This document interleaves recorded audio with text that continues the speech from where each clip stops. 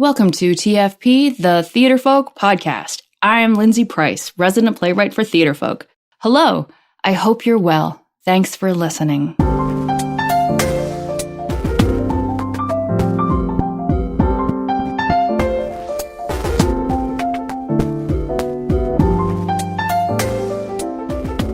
This is episode 84. You can catch the links for this episode at theaterfolk.com/episode 84. So today is a great mix of teaching talk and play talk. Drama teacher Matt Webster spent many years teaching folks how to become drama teachers before heading back to high school, where he now teaches in North Carolina. He has lots to share. It's a great interview, so let's get to it. Hello, everybody. Thank you for tuning in. I am pleased to introduce you all to Matt Webster. Hello, Matt. Hello. Matt is one of our new playwrights. He has with us the Myths at the Edge of the World, which we will get into, but he is also you've had a couple of different theater education careers. Yes, I have. Yes. Where are you in the world?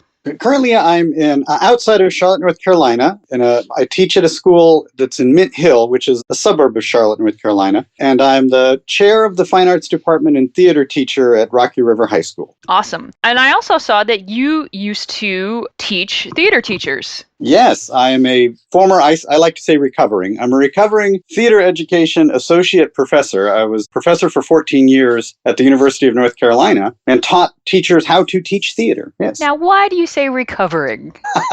Let's just say I am happy to be out of that particular situation and very happy to be where I am now. But I did want to start to just sort of get you to talk a bit about what it was like to teach theater teachers. And what was the thing that surprised you most about these newbies coming in who wanted to teach theater? Well, every person who came into my office, the first question that I'm asked them is, why do you want to be a theater teacher? And if they didn't say that they were dying to be a theater teacher, I said, don't. It's too much work. It's not enough respect. It has to be a passion. And there were people who come in and say, well, I want to teach until something better comes along. Well, I want to be an actor, but my parents want me to get a job, so I want to teach. And what I tell them is, ultimately, my responsibility isn't to you, and my responsibility isn't to this university, or even to your future school you might get hired by. My responsibility is to your future students. And if you go into a classroom unprepared or without passion, and you bail out in 6 weeks because it's too hard or you didn't like it or whatever the case may be, you've left this group of students high and dry, and they're going to have a bad taste in their mouth about theater. And you're doing a disservice to all these kids and to the profession itself. So I really push to make sure that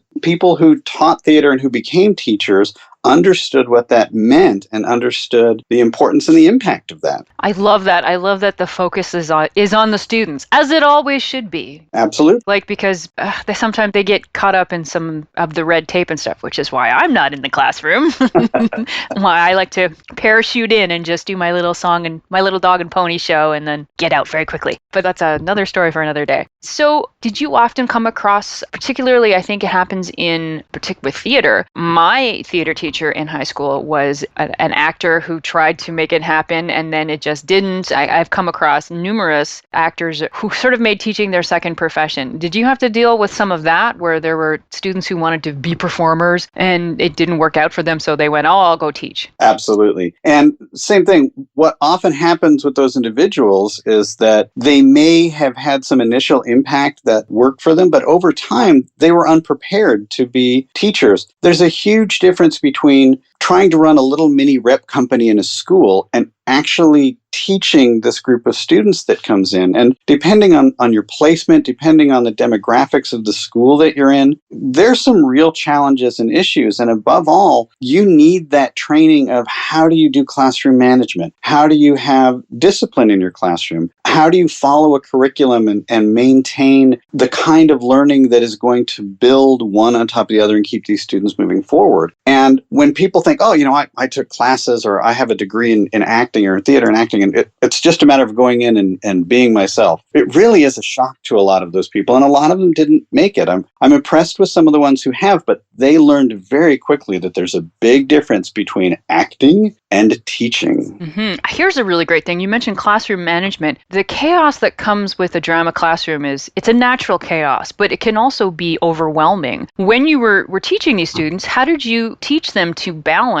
find that balance between the chaos that comes with being in the activities that come with the drama classroom, but not let it get out of control? Structure is a big part of it. And one of the things that I work towards is you can learn within this art form. You can learn from being on stage and from sitting off the stage watching. And if you engage the students who are watching what's happening, their fellow student presenting a monologue or running scenes, but thinking as directors and thinking as actors and watching the choices that their classmates are making and taking notes and being involved and being aware of what's going on, and then commenting on and feeding back to their peers about what they saw, what might work better, how they might approach something differently, and always keeping it positive. But certainly there's no reason why they can't, as an observer, as an educated observer, watch what's going on and create feedback for their peers in a way that's educational for both, for the people who are on stage doing the work and for the people who are sitting out in the audience. So that's one way to do it. Just keep everyone connected in the action. But also know, as you said, there is going to be some glorious chaos that goes on from time to time. And simply being aware of that and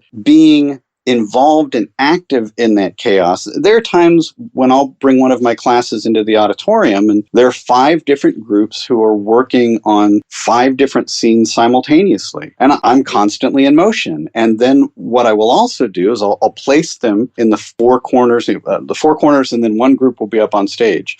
And every 15 minutes, I'll rotate them, and they'll all move one direction to the right, so the next group gets to be on stage. But you really have to be active and involved in what's going on. And I read a term years ago in one of the education books that I was using. This is the term of with-itness, that as a teacher, the eyes in the back of the head, being aware, having that radar on that says, this group's a little louder than they should be for this particular scene, or this group has gone quiet, or I notice there's supposed to be 6 people in this group and I only see 4. And you go and address those things. But as a theater teacher, since it is such a much more active environment, you as a teacher have to be much more active. Very rarely do you just get to sit at your desk and let things happen around you. That's not how we operate successfully. What's your favorite thing about being a theater teacher? Oh, my Lord. When the light bulb goes off, it's a brilliant, wonderful thing. When you see a flame of passion, when you see success from a student. I've had the opportunity more than once, and I'm very blessed to have had it, that I've watched the light bulb go off for a student and seen the passion, not just for theater, but maybe even for school, get ignited because of what we do in my classroom. And one of the things that you had mentioned earlier about modern classrooms and things like that, we actually, the current state of teaching and education with assessment-driven and test-driven and standardize this and standardize that, thankfully, within the arts, it hasn't made it to us yet. They're working on it, but it hasn't made it to us yet. I know of,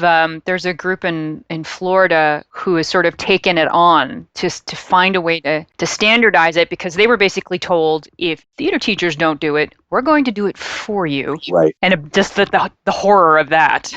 I've actually sat on committees in Charlotte and in the state of North Carolina over the past 3 years that are attempting to create a standardized test in theater. And what we've pushed them towards, and it sounds like they are going to try to go in this direction, is the idea of portfolio-driven work, so that we see progress over time, which is how we as theater teachers assess our students. That someone may have come in at a very high level, and on film, on video, they look fantastic, but they don't do any work. And we know this, even though someone from the outside would look, wow, they're really talented. Yeah, but they're lazy. By the same token, someone could have come in and to say 2 words in front of the class without breaking down into tears was a major accomplishment. And to have them 3 years later be able to do a monologue that might not be great theater, but it is huge progress for them as individuals. That's how we measure success in our classrooms. And to be able to say, here's how we would like to standardize that measurement by saying, let us video students over time and show the progression of understanding, that can work for us. And we hope it keeps going in that direction. Are you able to do that in your school? Like, do you have some positive feedback from administration? Yes. And the other thing, for good or for bad, because we are not on the hit list of the big three of like math, science, and English, we are at times, and it's a double-edged sword, we're at times considered not as important.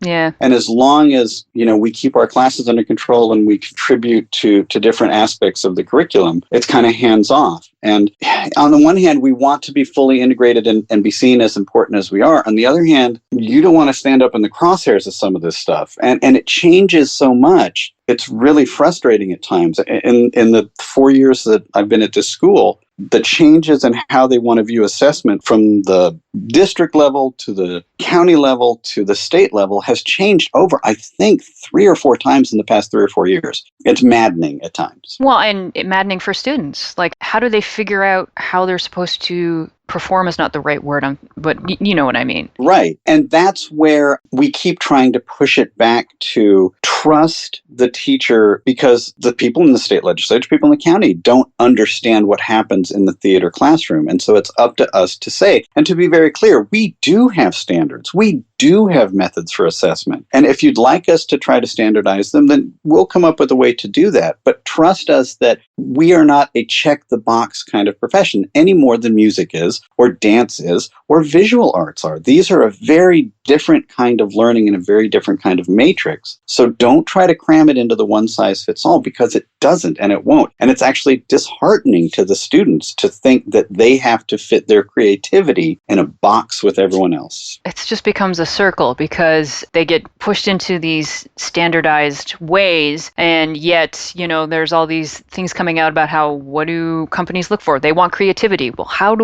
why isn't this being addressed at the school level? Well, because we need numbers. And the one place where a student can find their own way of expressing themselves and success in expressing themselves is the one place where there is no number. Like, there's no test number to say, yes, hey, this kid is doing well. Well, and going back to the idea that you mentioned that's so spot on of what businesses are looking for when you talk about the things where students are lacking, it's, can you work well with others? Can you work independently? Are you a good communicator? Are you a creative thinking? Can you creatively problem solve? And where else in the curriculum do they get those skills except for the arts? And so to simultaneously say, these are the important things that the business world needs in the 21st century, and by the way, the arts are an extra add-on, they're not what's important, is so disconnected, it's maddening at times. Yeah, it's one of those things where I go, it's there, it's on paper, it seems very logical, and it's not happening, and it's one of those mysteries of life to me. Yes. Which is why I'm not in a classroom. So everything you just mentioned is sort of like, that's basically being in a play in a nutshell, isn't it? Yes. Working together and communicating and expression. You direct at your school. Yes, I do. Yeah. Your process like for putting a show up, do you focus on that product? Do you just try to get kids through the process? What's your goal? One of the things that also is a mindset that I bring into the work that I do and have since the university days and beyond is that this is educational theater. It's not professional theater. It's not community theater. It's educational theater, which means that ultimately what we're doing is teaching these children about theater. And whether that teaching occurs in the classroom, on stage, in the booth, backstage, it's still my responsibility to make sure they're learning. It's my responsibility to say, the choices that you made on stage weren't as strong as they could be. What are other choices that you make? Or as the stage manager, you need to be prepared to be organized in this way and present this kinds of material and do these kinds of things, as opposed to an expectation that you need to walk in the door and you need to have everything worked out and ready to go. Well, if that were the case, you wouldn't need to be with me. I'm here to teach you those things. And so there's a level of patience that occurs in that. And so the process that I certainly have higher expectations for my students have been with me for 3 or 4 years, because they should have learned by now my basic expectations. And now I get to push them a little bit. But the students who come in first and second year, they're going to make mistakes. And going back to the previous part of the conversation, one of the real frustrating things about assessment-driven education is there's this feeling that if you fail, it's all over. You're a failure. Whereas where we say, no, if you fail, go back and try it again. I expect you to fail because you're trying new things. You're taking chances. And part of taking chances is that they're not all going to work. If they work every time, you'd be on Broadway and have a whole lot more money than me. But at this point, you're here to learn. So make mistakes. I'll pick you up and dust you off and send you off to the next thing. So that's a mindset that I approach directing with when dealing with students. I love that you put it in its own category, right? Not professional, not community. This is educational theater. And because when you think of it in those terms, it's so easy to know what your job is, I think, as a director. And to allow students to learn. Even as I'm directing, I'm teaching. That you wear those hats simultaneously when you do educational theater. At least you should.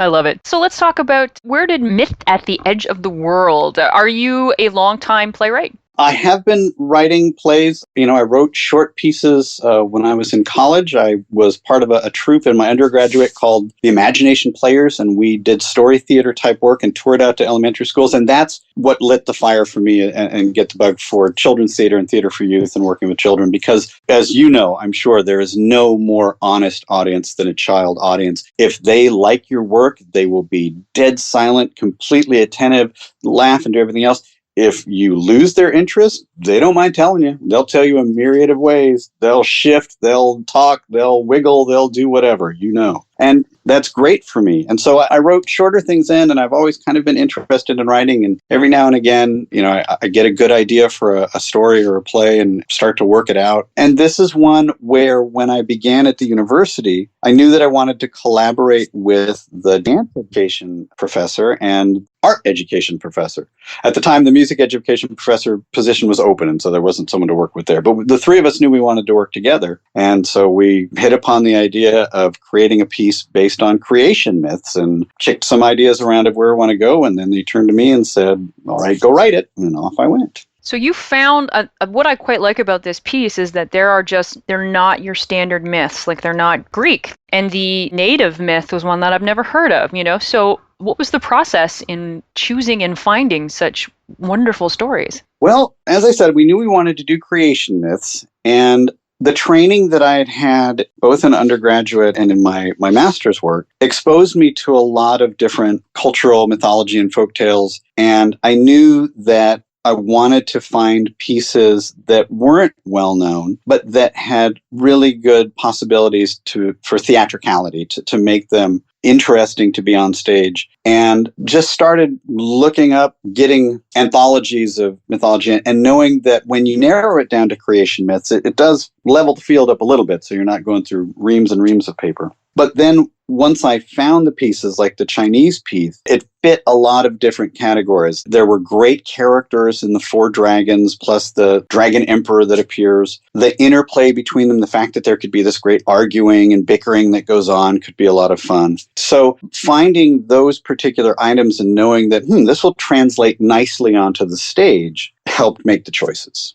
What is your writing process like? Do you get everything down? Do you do a lot of changes in rehearsal? I'm very start and stop when it's an original idea. The writing muse will hit me and I'll sit down and I'll crank out a couple, 5, 6, 10 pages, and then suddenly it's gone again. And I may put a script aside for a month or 2 months or a year if I don't feel the itch on it again. But when I've got a piece like Myths where I have some material in front of me to work from, and it's a matter of then adapting the ideas, giving voice to these characters, and finding a way to shape it into a workable script, I work a little faster that way. And, in the case of The Girl Who Scattered the Stars, the Native American piece, I knew that I wanted to do it in rhyme. Part of it is a challenge for myself, and part of it because that kind of choral vocal work sounds fantastic on stage. So that was the big challenge for that one, was taking this story that I loved as well. That's one of my favorite stories of all times. It's so Me too. beautiful and sad, and it's a fantastic story. And then to find a way to put it in rhyme, just kind of as a challenge to me as a writer, I'm very pleased with how that particular one came out.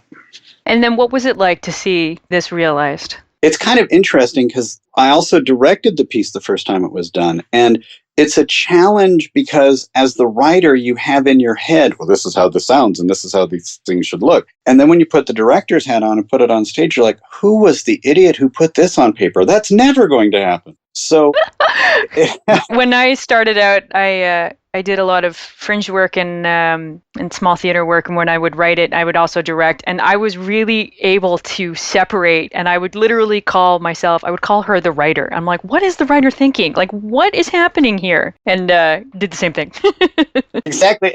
But that gives you a really nice opportunity to then say, this scene isn't working. This is too wordy, or there's not action going on here. Let's go back and change it. So to have the opportunity to simultaneously see it and then make changes, and then, don't underestimate the power of the actor sometimes either. My actors would say, well, can I say, or how about if I do? It's like, absolutely. Let's put that in. Let's make it happen. And kind of that process allows the refinement of paring it down and tightening it up and getting it to the point where it's a show worth putting on the stage. A lot of the playwrights at Theatre Folk come to us as teachers who have written and developed stuff for their own students because they had specific groups or they didn't like what they read. And what advice would you give to a teacher who might be listening to this is in the same boat? They can't find the right play for their specific group, so they're thinking about writing one, and that process just terrifies them.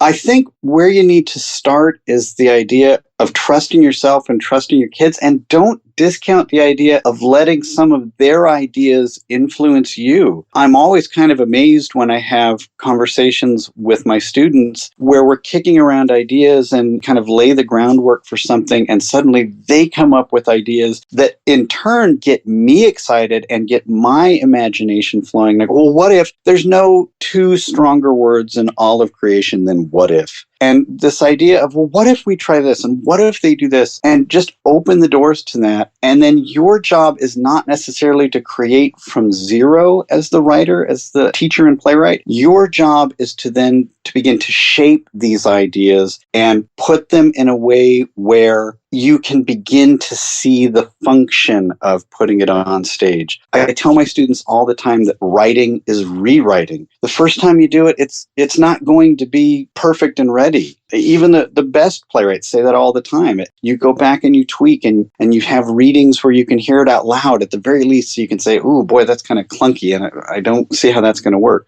And you go back and you rewrite, and it's hard, especially for beginning writers. I know because I was there for a long, long time. It's hard not to fall in love with your own stuff and to say, no, you can't, none of it can go away. Ultimately, is it working towards making it the best play it can be? Well, then consider where it's there. But don't feel that the burden is all on your shoulders to create everything from zero, especially in educational theater. Open the door to your students. Allow them to be part of the process. And the other great thing about that is that they begin to have ownership of this story and of the play. And that also leads to fantastic work and pride on their parts. Yeah, that's fantastic. I really do believe that, if you're in that classroom, to not separate yourself from your students, be part of the experience with your students. I just talked to another teacher playwright, and he started writing because he had been saddled with a one-night play festival, didn't like the plays that were available, and just as an encouragement to get his students writing, he said, I'm going to write with you.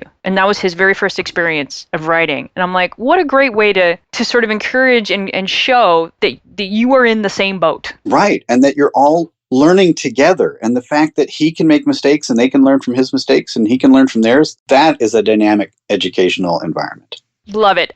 Matt, this has been such a wonderful talk, and really thank you for taking time out of your Saturday and just sharing your words. And again, so we are going to make sure that we put links to the myths at the edge of the world in our show notes, and so that everybody can look at those sample pages of your great work. Thank you. It has been a distinct pleasure. Thank you so much. Thanks, Matt. Awesome. Thank you, Matt. Before we go, let's do some Theater Folk news. So I absolutely love Craig's recent in-depth blog post on growing your drama program through outreach. He talks about growing your program with your students, your school, and out in the community. You're going to hit them on all sides. And it's a great companion to last week's podcast on the healthy arts community. It is possible. So check out the post at theaterfolk.com/episode 84. Finally, where can you find this podcast? We post new episodes every Wednesday at theaterfolk.com and on our Facebook page and Twitter. You can find us on youtube.com/theaterfolk. You can find us on the Stitcher app, and you can subscribe to TFP on iTunes. All you have to do is search on the word Theaterfolk. And that's where we're going to end. Take care, my friends. Take care.